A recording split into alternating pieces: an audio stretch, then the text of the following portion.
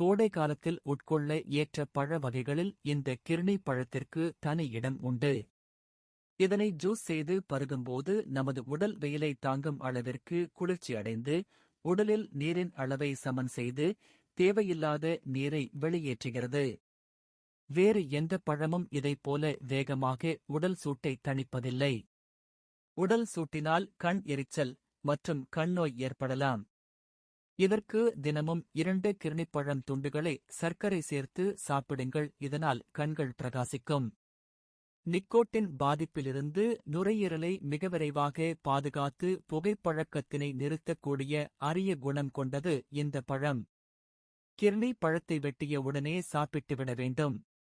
வெட்டிய பிறகு அப்படியே வைத்துவிட்டால் அதன் ஊட்டச்சத்துக்கள் ஆக்சிஜனிறக்கம் அடைந்துவிடும். இதனால் உடலுக்கு கிடைக்க வேண்டிய பலன்கள் கிடைக்காமல் போகக்கூடும்.